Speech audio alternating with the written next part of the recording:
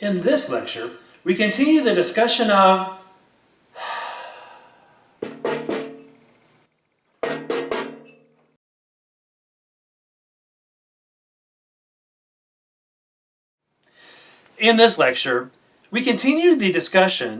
the food industry's shift to the standardization and commercialization of convenience foods. We'll be talking about the National School Lunch Program and the metal lunch boxes of the 1950s through the 1980s. We'll also be talking about the rise of and concerns over ready-to-eat foods, specifically boxed cereal and frozen TV dinners. We covered America's Industrial Revolution and how large numbers of workers flocked to the cities, leaving their agricultural life behind. Immigrants, fresh to America's ports, added to the workforces in urban factories.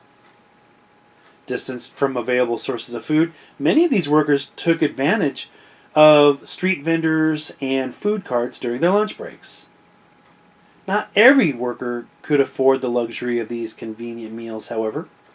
Most laborers used lidded plain metal buckets or reused tobacco and other plain tin boxes to carry and store their lunches at construction sites or industrial plants.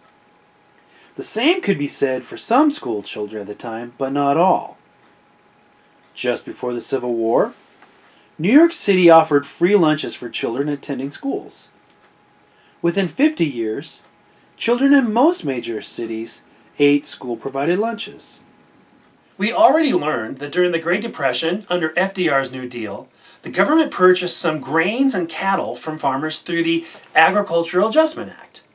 Some of the food was then distributed to school lunch programs through the government's direct distribution program, where, in some locations, workers in the Works Projects Administration prepared meals in school nutrition programs. During World War II, the government also provided schools' lunch programs with financial assistance. An important connection exists between the government assistance for nutrition programs at schools and the war efforts, as potential recruits were too often found to be malnourished or in poor physical condition. Supporting the nutrition of school children increased the readiness of future servicemen. By 1943, federal support for school nutrition programs included the distribution of upwards of $50 million to schools across the nation.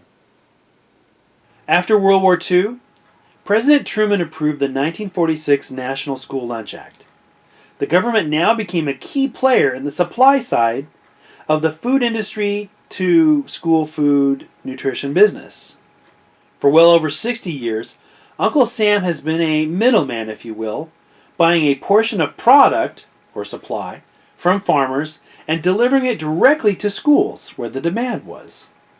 This includes agricultural commodities such as dairy, grains, sugars, meats, fruits, and vegetables. With financial support from the government came regulation of schools similar to that of restaurants and retail businesses, better management of school kitchens, and better economic control.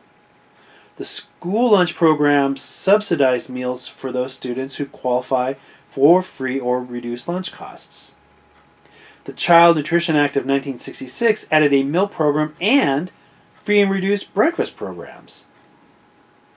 Schools also have oversight from the United States Department of Agriculture, which now regulates calories, nutritional content, sugars, fat limits, etc. The government was not the only influence on the food industry and on the consumer. Post-World War II families grew, purchased homes, and before the 1940s were over, created a high demand for consumer goods. I previously mentioned how in 1950, Northgate Center, the first suburban mall-type shopping center in the United States, opened just north of Seattle, Washington, and regional shopping centers soon sprung up along the new highways that stretch across the country. These stores catered to the disposable income of post-war families whose kids became the new target audience for advertising in any form. One growing industry at this time was television. Americans wanted to include a new television for their living rooms. Sales of TVs in many cities grew from hundreds per year to tens of thousands by the end of the 1950s. That decade ushered in the first wave of series television, mostly westerns, comedies, and variety shows. As TV shows and movies captured the imagination and the money of the masses, packaged food and related marketing found a new canvas in 3 new areas: metal lunchboxes, ready-to-eat box cereals, and frozen TV dinners. This whole metal lunchbox era started with the Hopalong Cassidy lunchbox, available in red or blue. Between 1951 and 1952, department stores sold 600,000 of these at $2.39 a piece, roughly more than 12 times what the maker, the Aladdin Company, had initially projected. American students purchased well over 150 million metal lunchboxes between 1950 and 1985. To the young student, this was a status symbol, equivalent to a personalized license plate, or in more current terms, the perfect email address or username. Kids felt pride in their lunchboxes and felt a part of a group, whether that was some slight connection to a TV show or simply having something in common with friends who bought the same lunchbox. Perhaps the metal lunchboxes reflected what was going on in the minds of America's youth during the Cold War. According to the Lunchbox Field Guide, the early days of the metal lunchbox era, quote-unquote, capitalized on the popularity of America's fascination with cartoon and film heroes and villains. Featured characters epitomized the range of different characters that kids of that era held as the American hero. Astronauts and athletes, bionic agents and buccaneers, cowboys and cops, musicians and movie stars, pirates and paramedics. Back in the 70s, my favorite TV show, my favorite hero, and even my favorite lunchbox was that of the $6 Million Man. Buying the right lunchbox was just as important as buying the right outfit for school. Kids looked for the right colors, the right topics, and the right stars when making their purchase choice. What they were not looking for were the hidden messages. Whereas some images on lunchboxes often represented the ideal family, they may not have reflected what all school children viewed as ideal. Lunchboxes such as Davy Crockett and Daniel Boone, both from 1955, as well as the 1966 Zorro lunchbox, are almost identical, with the title characters all swinging their weapons against Mexicans or Native Americans. Based on these images, makers of lunchboxes apparently thought that the oppression and warring against minorities would make for great artwork in the hands of kids.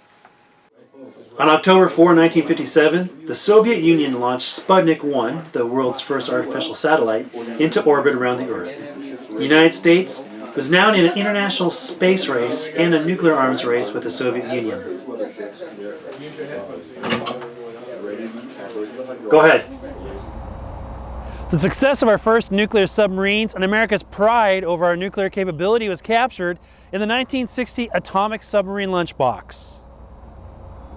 At that same time, images of spaceflight and exploration on Lunchbox pulled children's eyes up to the stars, starting with 1958's Satellite Space, 1961's U.S. Space Corps, the 1963 Mercury Space Mission, 1969 Astronauts, and the 1977 Space Shuttle Orbiter Enterprise lunchboxes.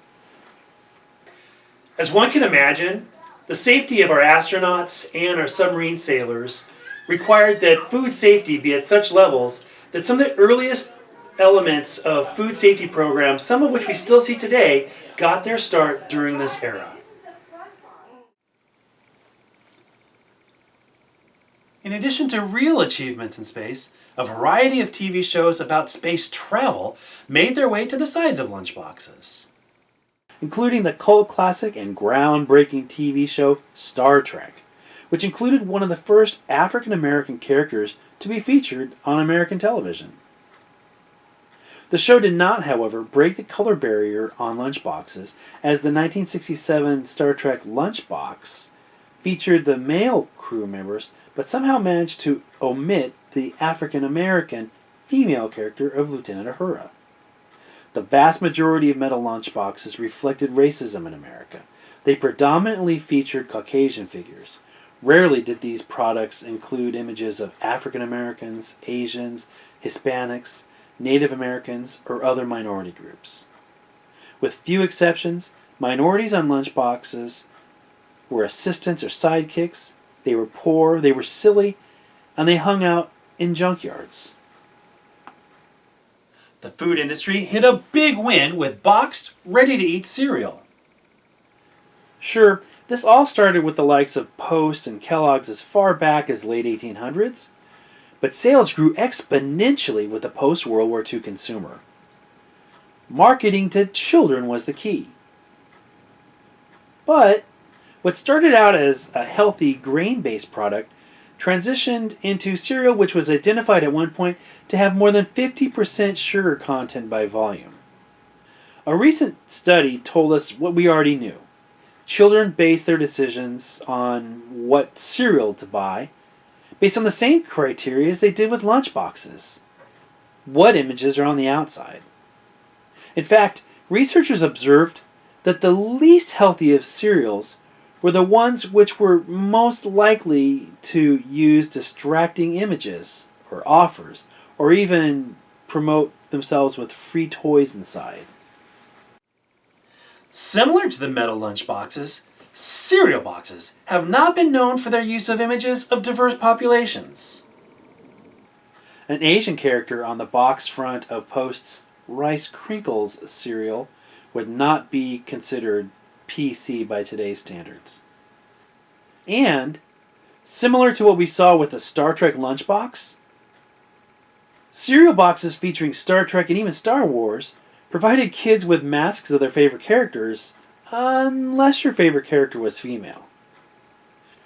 Wheaties cereal boxes are known for their use of athletes on the front of the box, with the first being pole vaulter Bob Richards in 1958.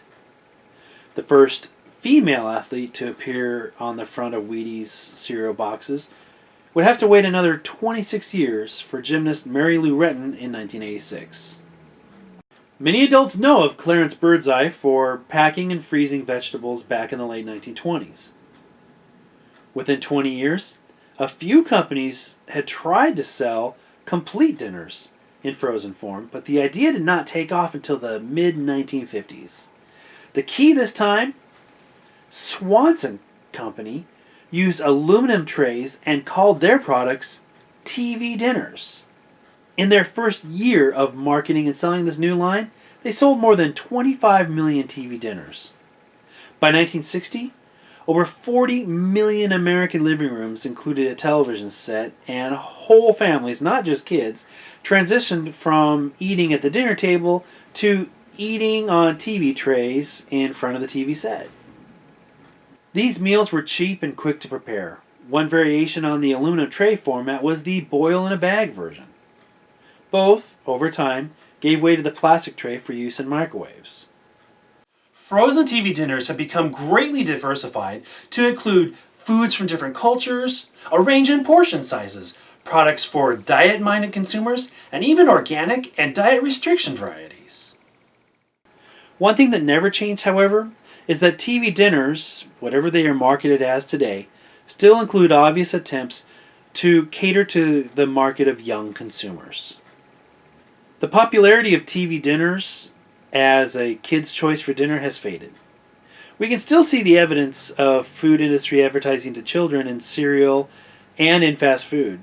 In fact, McDonald's is the most significant example of this kind of marketing and has often received criticism for using cartoon characters and for its reliance on promising toys or other merchandise for consuming less than healthy meals. Consumers throughout the Cold War era and beyond have witnessed the food industry advertising and marketing which reflected cultural change in America, shifting national priorities and interests. the transformation of federal laws, and society's responses to issues of discrimination, racism, and civil rights. The food industry, dealing with changes in economics, also awoke to the decision-making power of children.